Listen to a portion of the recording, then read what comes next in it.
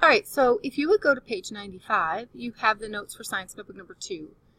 Science Notebook number 2 is what information about waves do amplitude and frequency provide? Please make sure you get your name, the date, the time, the color of the group that you work with. All of that needs to be on page 95. So the notes are all waves have amplitude, frequency, and wavelength. These are properties that can be measured. Amplitude is very important because it shows how much energy a wave has. And frequency is how many waves pass a given point in a certain amount of time. In a sound wave, the frequency determines the pitch. It's very important that you know these relationships. There is no relationship between amplitude and frequency. You can have a loud sound with a low pitch or a loud sound with a high pitch. The volume of the sound does not affect the frequency and vice versa. Not all waves are sound waves, but this holds true in all waves. Amplitude and frequency do not have a relationship. However, there is a relationship between frequency and wavelength.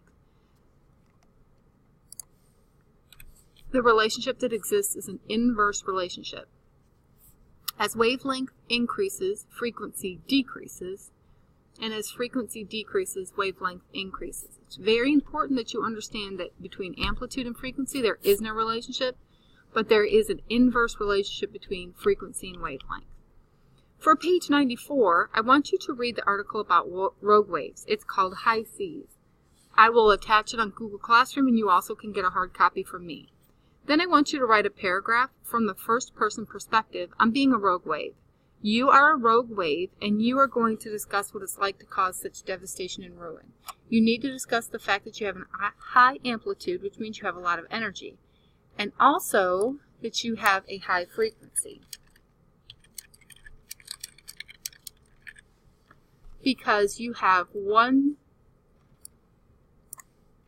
to 5 rogue waves happening one right after the other.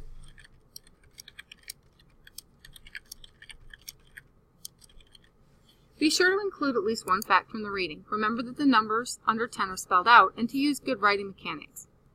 Get someone to review it before you turn it in. This is what you need to do for Science Notebook number 2 on pages 94 and 95.